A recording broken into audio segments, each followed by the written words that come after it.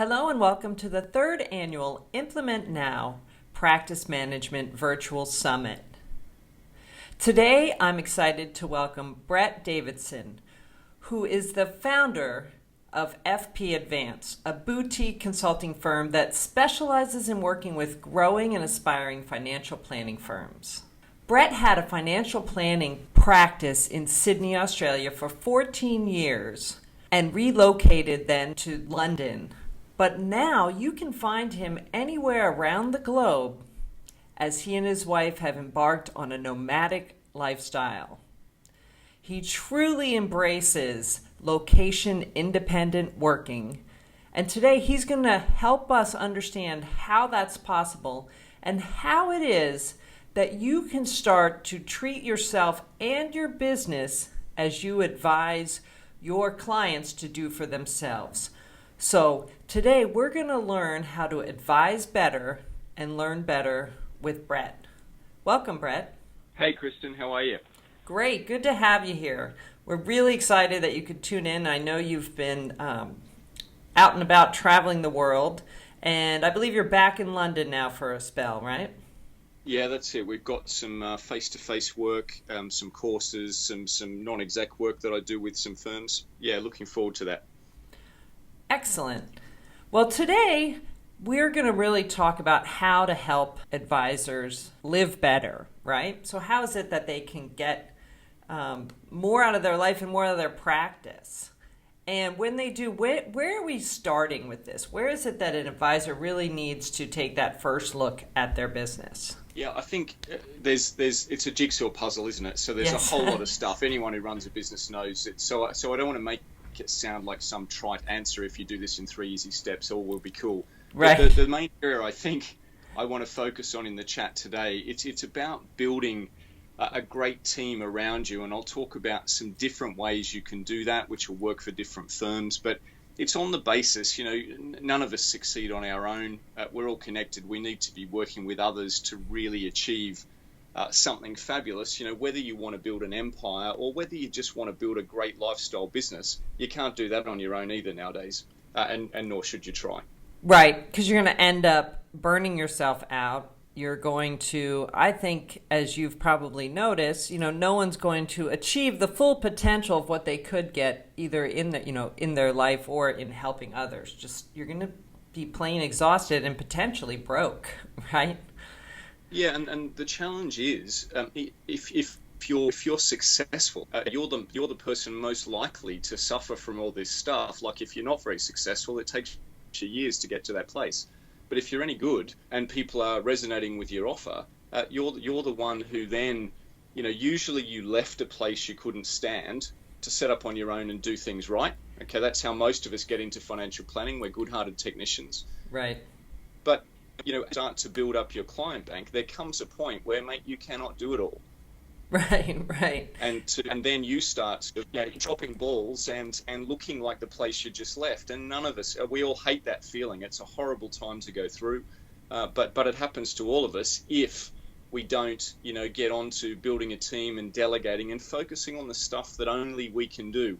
And again, it's an expression I've heard a million times, but so few people get really good at it. Yes, and I know that anytime when I had my own practice and now running my own training business, whenever I start to feel that sense of being an employee to the job, becoming part of a job rather than my creation and lifestyle, that's when it's time. I know it's time for me to step back and say, where do I need help? What do I need to change?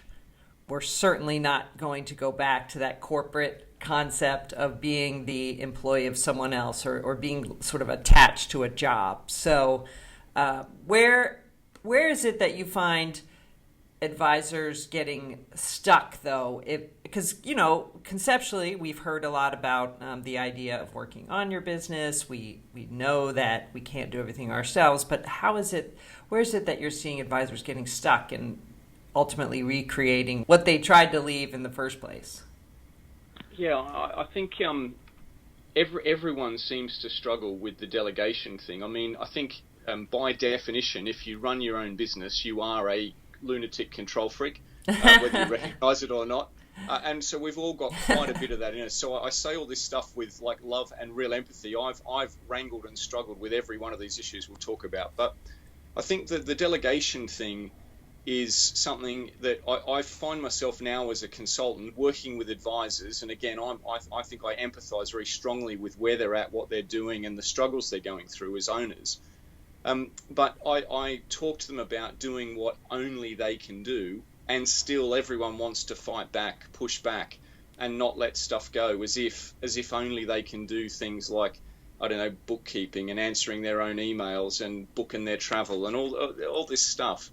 So we get advisors usually to do a couple of exercises. They sort of come at this from either ends of the spectrum. The first one is to write down the jobs that literally only you can do. Now, if we're honest, there's only about 2 or 3 things on that list, right? One of them probably is talk to clients. Maybe another one, if this is you, is act as the rainmaker. So Right. get out there and be the face of the business and generate work. And to be honest, I'm struggling to think of a third one. There might be some other stuff in your business that truly only you can do. But literally, when you think about that list, and then you think about all the things that you are currently involved in on a day-to-day basis that are pulling you away from those core activities, it starts to make you think, what's the issue here? And usually it's us, in some way or shape or form that is the roadblock. The other exercise I've seen from a good friend of mine here in the UK, she gets people to do an exercise where the owners list all the jobs that they touch. And that's quite a long list, usually, Right. for most owners. And then she gets them to write down the different people they have working across, pay. So administrators, paraplanners, maybe it's a personal assistant or a virtual assistant. And to start to think of all those jobs, where could these jobs go, to some of these other people on the team. So there might be jobs that you're getting involved in that your administrator can do, your paraplanner can do, or whatever. And I would add on there potentially, renting some outsourced resource like virtual assistants, bookkeepers, HR people. There might be more jobs you can get rid of to those others, so that we can get your list down to truly the stuff that only you can do. And so those 2 exercises are great for helping you identify, where you might be hanging on to stuff that you need not hang on to.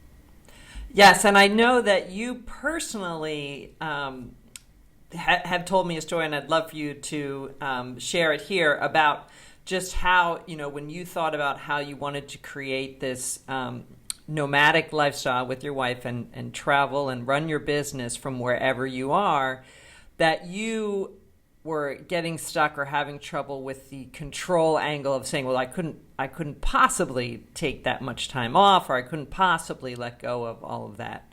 Can you just share a little bit of that for our listeners? It all started, I started working with a life coach, Kerry Richardson, about 3 or 4 years ago. And at the time, I'm going to just fess up, I think I was, Mr. Workaholic. And I don't get me wrong, all my life I've enjoyed what I've done, so it's not really been a big effort. But a few years ago, I think I was getting to the end of that phase of my life and wanted it to be different. So I engaged a life coach, and I'm having a chat with Kerry. And the first thing we talked about was, if you lived without fear, what would you do? And I said, look, I'd take the last week of every month off. Now, at the time, that was an outrageous statement. This is our very first call together. I didn't believe it for a second. I just said it because I thought, well, there you go. There's work with that. Yeah, so anyway, fix that. Go with it. Yeah, fix that, man. So she said, well, why don't we start with that? And this month we'll take the last week off. So huge gulp at my end. So fair enough. As it turned out, I couldn't quite go to a week off. So I took 2 days, Thursday, Friday. How brave was I? My wife and I decided to go away to the Cotswolds here in the UK. So we're catching the train out of London on a Thursday. I bought a cup of coffee. I'm sitting on the train with my wife, and I spilt it 3 times in 2 minutes. And my wife just looked at me and said, what the hell is wrong with you? And clearly, I was just way out of my comfort zone. Now, that's where we started. I could barely take 2 days off. I didn't want anyone to know that I was taking time off. I thought they'd all think I was a slacker. And sort of, 3 years down the track, we've now migrated to this sort of global nomad lifestyle. And it's working out really well. But I think that's the issue. It's the personal issues you've got to deal with. It's not the issue of delegating or taking time out. there's a lot more to it than that. Right. I think there's usually the misconception or the learning that if you're not fully engaged, working all the time, thinking about your business, fully, trying to figure out, should I work more, that you are not trying to do the very best that you can to achieve what you want to achieve. Like if you let go of it for a while, then you're never going to reach your potential.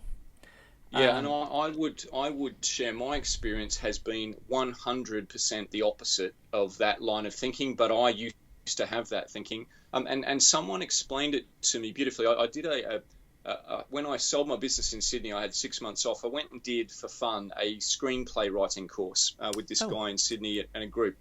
And what he said is that unstructured writing is just a waste of space. All right, it's the rules around the genre that make the writing creative, whether that's the structure of a novel, the structure of a screenplay, or poetry. There's limits and rules, and it's when you put limits and rules around it is when the creativity comes out.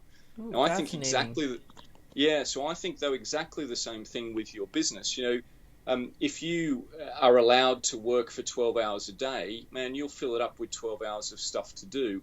But if you said to yourself, I'm only going to work 6 hours a day or 3 hours a day or whatever it is, what you find is you're forced to have to choose what's the most important stuff for me to work on during that time frame. And I've found putting those limits in has been huge for us addressing issues sooner and making better decisions in our business and giving us quality of life. The biggest hurdle, which you're articulating, is the feeling that 5 hours is not enough. Like somehow it has to be an 8-hour, 9-hour, 12-hour day or it doesn't count.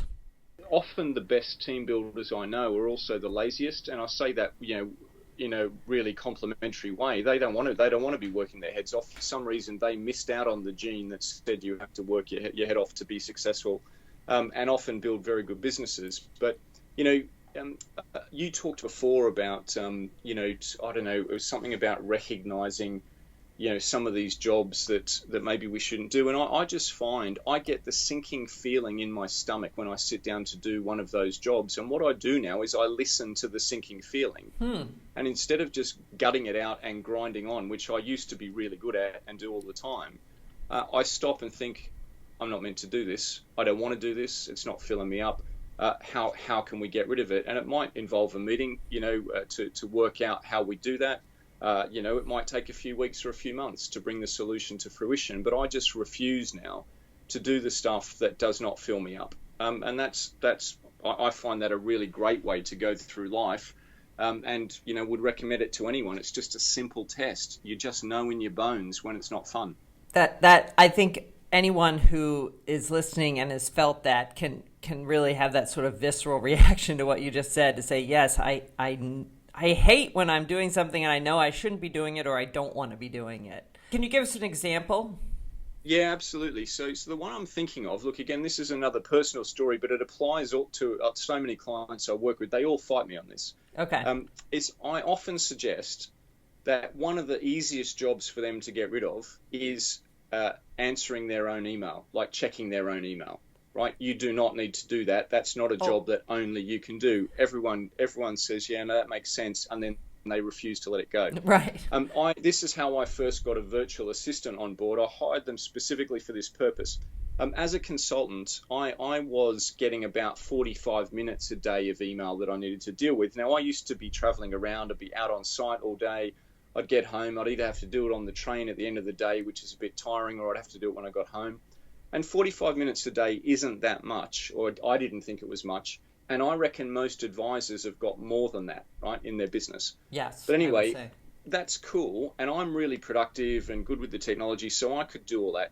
But if I missed one day, now it's becoming a problem because I might be working now till 8 o'clock at night. And if I miss 2 days, I have to take the whole of Friday to catch up on email. So I thought I'm going to deal with this. So I handed that off to a VA who screened the emails. Now, most of the stuff, we'd have a call, and I still do this today. I have a call with my virtual assistant, and they talk me through what's come in. Yes, there are a few emails that only I can deal with. That's fine. That's for my clients or new inquiry or whatever. They get forwarded to me, but often that's a couple of emails a day. The rest she'll talk me through. Some of them I might give her a response that I wanted to make. Others she said, actually, I've already done it because it's straightforward. So this just means I get in 10 minutes on the phone what used to take me 45 minutes a day. And now, we're only having a call every sort of second day because there's just not enough to keep us occupied on a daily call. But you can't believe how people fight me on this. And yet it's just such a simple thing to get rid of. Either someone in your team could do it if they've got those PA skills. Right. But that could be a really bad idea because what you're now trying to do is get your paraplanner or your administrator to do a VA job or a PA job. Another firm I know didn't clog up their team with that. They rent by the hour a virtual assistant who does the same tasks that I get done. Even though they've got a physical office and a team that sits in that office, they haven't bogged them down with what is, a fairly easy job to do. So they've rented someone and they just pay for the hours they use, which is not many. That's a revolutionary idea, I am certain, to many people who think, well, I have a certain way that I want to answer the email, or I need to know what's going on, or what if one slips through and I miss it? That's one I hear come up quite frequently. Yeah, and I'm going to push back and say you're the one most likely to miss it, right? The VA that you're paying by the hour, who's only doing like a bit of work for you each week, is far less likely to miss anything important than you are, because it's you who's the person under pressure, under time pressure, and all that sort of stuff. And it's their responsibility to answer the email. That's what you're paying them for. So they're probably going to be far more meticulous about making sure they, track everything that comes in. Yeah, it's the only job they do for you all day. So if they can't do that, get another one. But that's not very difficult. Okay, so email, we can hand that off.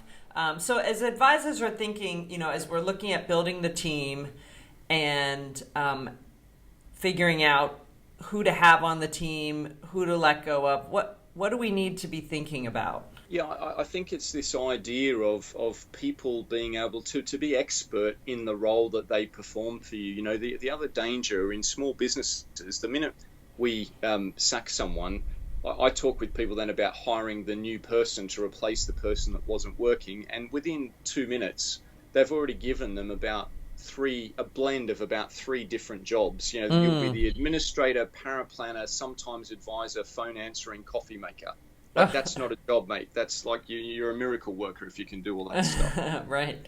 So again, get specific. And if you're small, you can rent this support usually from a virtual person by the hour. There's virtual paraplanning support.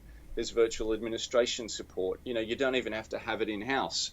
If you're a larger firm, though, then you've got to get the right people in those roles and let them, these are people who not only do what you ask them to do, but they can do then the 2 or 3 things you forgot to ask them to do because they really know the role. If you delegate work off to an administrator, for example, and next thing you know, the file's back on your desk and they say, look, I wasn't sure how to deal with this, then you stay till 7 o'clock to sort it out. Mate, that's you working for them. You got the wrong person. Right. They either have to get trained up and sorted out or they have to go. And it sounds really brutal and horrid. It's not meant to, but the person or the people paying the price, I believe, for this inefficiency in your business, which is destroying your life, is not necessarily you, right? It's bad for you if you're feeling a bit sick in the stomach occasionally when you do a job, but by and large, you love what you do.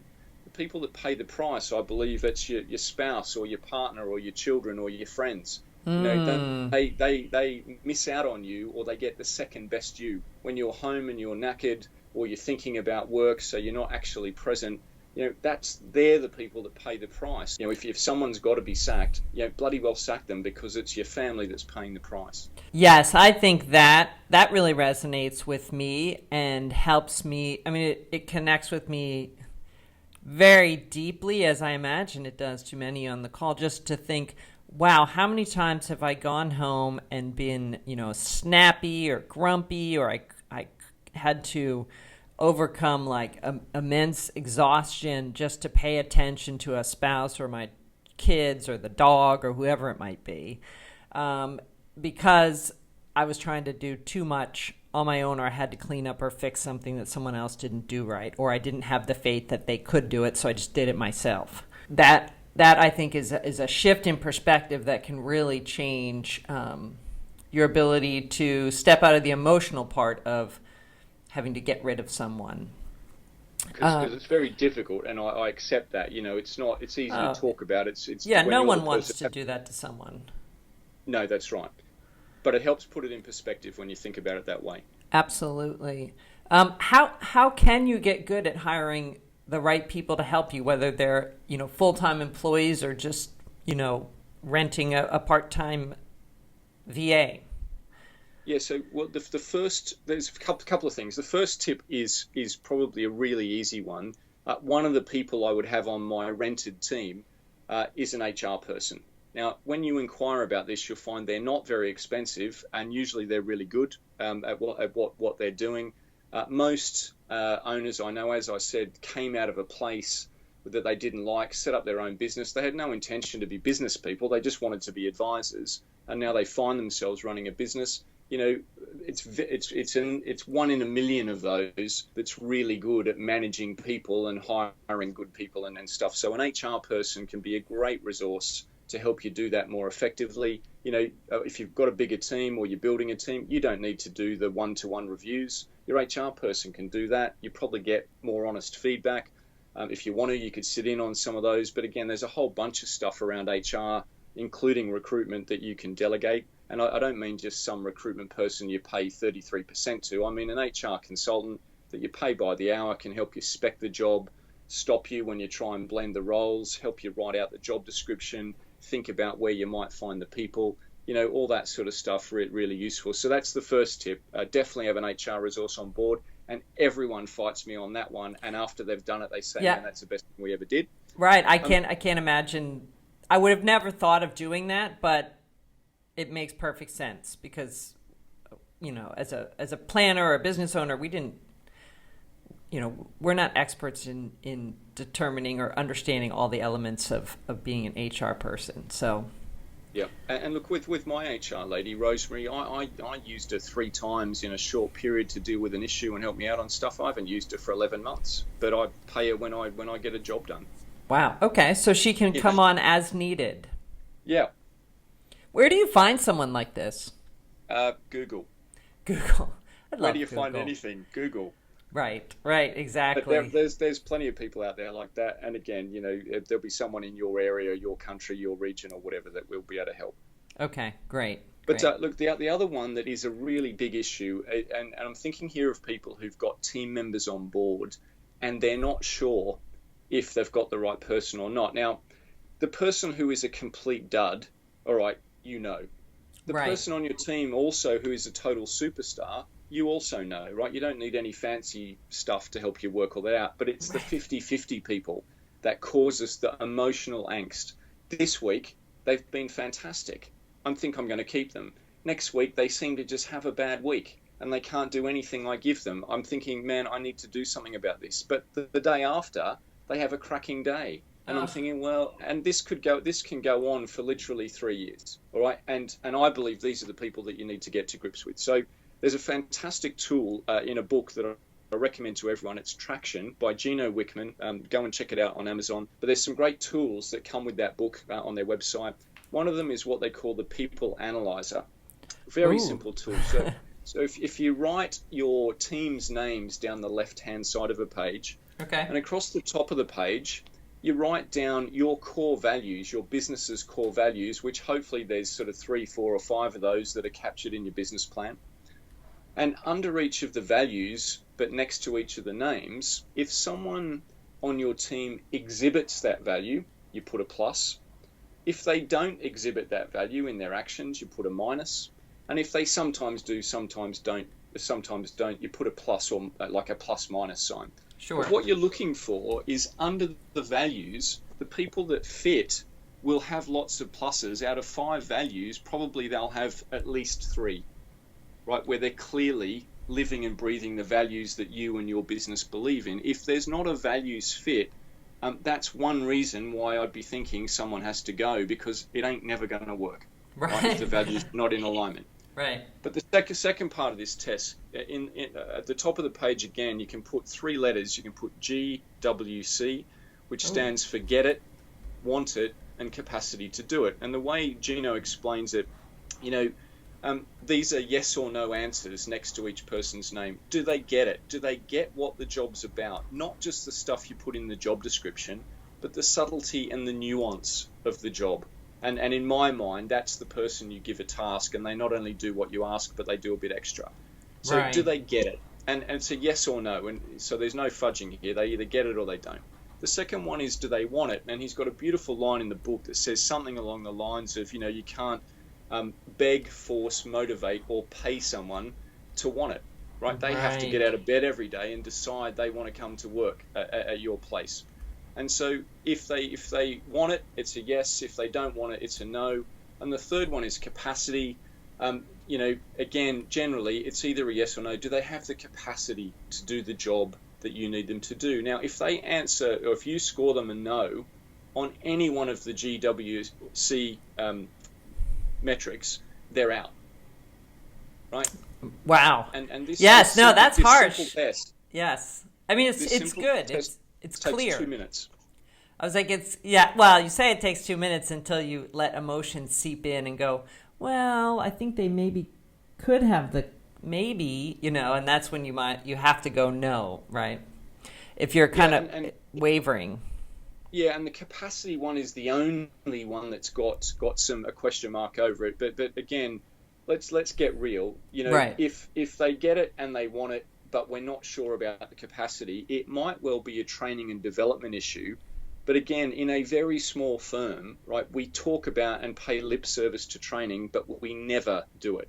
Also, you may not be able to afford to take another 18 months, 2 years to bring that person on. Now, if you can and you want to, and you're geared up to do it, good for you, do it. But don't lie to yourself about what's feasible here. And so, if you can't develop a person, or, I believe your business needs the right person today in most small firms I've worked with, then you just got to address it. And, this sounds a little bit brutal in the discussion and the thinking, but you can execute with empathy. If this is someone who's been with you for a while, or you like them or whatever, you can help them get placed somewhere else. You can give them a long notice period so they've got time. If they get a job earlier, whatever you want to do to make it nice, but you've got to address the issue. The buck stops with you.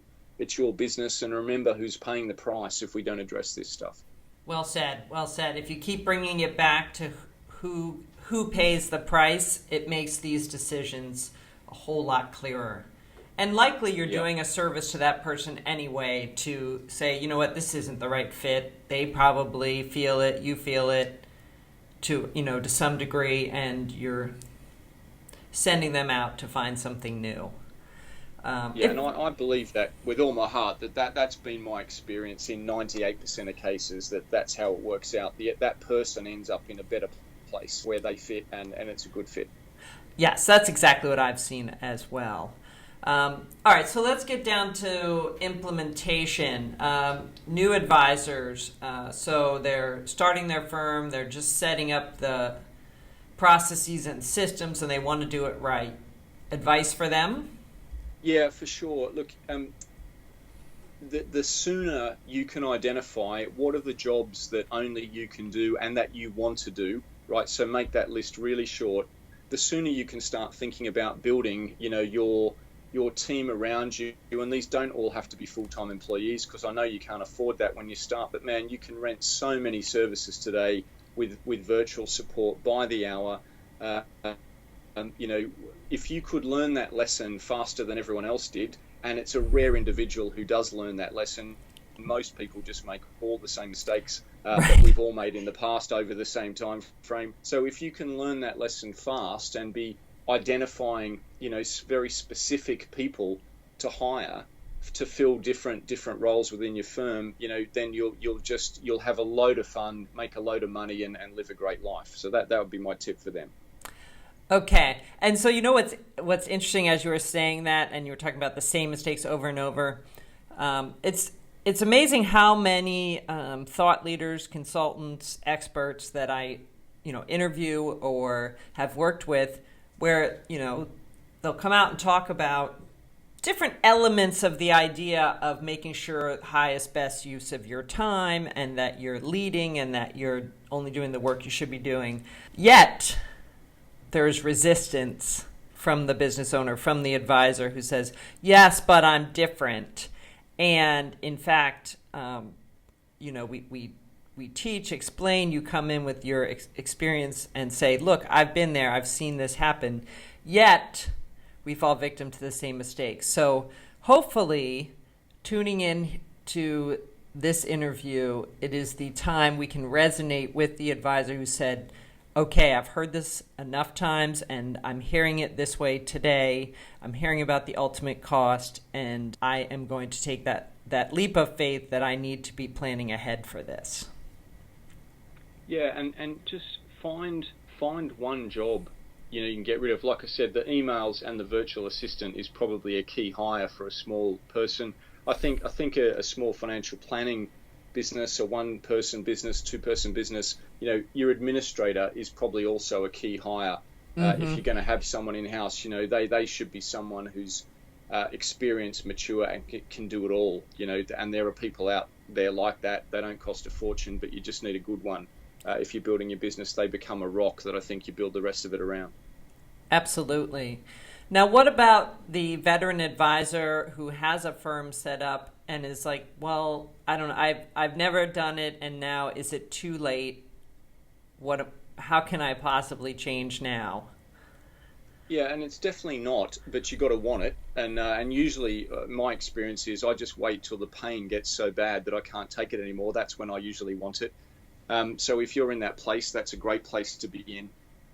But the things you can then do, for the first one is I would get an HR on board if you haven't got one as a resource already, because even a chat with them might help you sort out a few HR things. The second one is when most firms get to about 600,000 or 800,000 a year of turnover, you really need to be thinking about hiring a general manager, an ops manager, or whatever, someone in that managerial role to run the business. And people are often surprised that the figure is that low. Yes, that's if you want to go to $1 million, $1.5 million, $2 million of revenue, you should have someone like that on board. And I'd do it early because it makes life a lot less painful. They're probably the key things. And be thinking about once you get that person in place, there's a ton of stuff then you as the owner can delegate off your plate. With those two key people on board. The HR person first, probably, because they can help you find the second one. But you get those people on board, that's going to make a huge difference to your life. Okay, fantastic. So, and again, it's about kind of saying, I think you've said it, before, no crying over spilled milk. You didn't do it right, or you've grown faster than you expected. You are in a new spot. You're trying to reach that next tier, that next level. Bring in the people that you need. Make sure that you have, the office manager, the HR person, even, the basic support that you need to be able to reach those new levels. And absolutely. And this is coming from someone who you work frequently with advisors who are in that spot, right? Who are saying, you know what, we have a good business, but man, how much harder can I work and how much more can I do? So I'm hopeful that people tuning in are taking this to heart and saying, okay, who is that next hire for me? Yeah, absolutely. So this is very helpful. Tell me the name of the book again is Traction. Yeah. And in there we'll see the people analyzer. So we can look at those 50-50 members. That's it. Okay, so that is a good exercise also for the people who have an established firm, who are looking for that next level, right? Yeah, and there's a million other great business tips in that book. Again, I dare I say it, this is terrible, but there's not much new in there, but the way it's packaged and put together is so simple, and I just love simple when it comes to trying to run your business. So there was a few concepts in there that I thought, I recognize this as something I've seen before, but the way you've put this together and the tool you've got there is just absolute gold. So yeah, I can't recommend the book highly enough.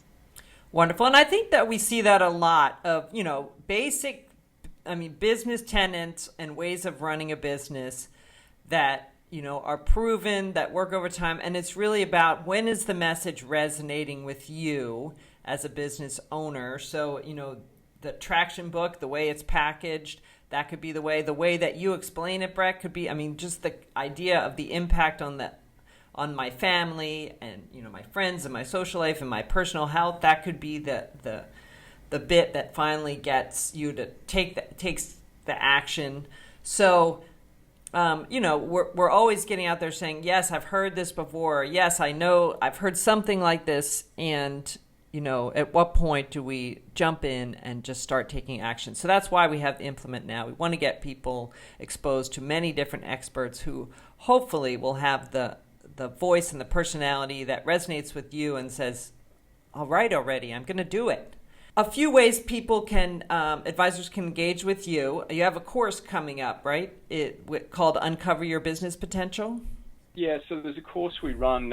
We do a new intake every year. The next intake is in June, but it's called Uncover Your Business Potential. It's a 3-year course, and it's we meet in London once every 90 days, and it's around the A to Z, really, of building a functioning, fulfilling, and fun financial planning business. So that's a core way for people to engage. The other thing is to just go to our website at fpadvance.com. We have a newsletter you can sign up to there. You can look at the blogs that we've written in the past to see if you think that's a good idea. But we get really good feedback about this. We're writing about stuff that's important to the owners of financial planning businesses, and it's all free content. So that's just a nice, easy way to get to know us and get a whole bunch of free stuff on your inbox every week. That your VA can review and send you and say, this is don't miss. Yeah, exactly. Excellent. Well, Brett, thanks so much for joining me here today. I am confident that you have resonated with the listeners of Implement Now, and I'm really happy to have you here, and I appreciate all of your contribution. Yeah, thanks, Kristin, and it's been an absolute pleasure.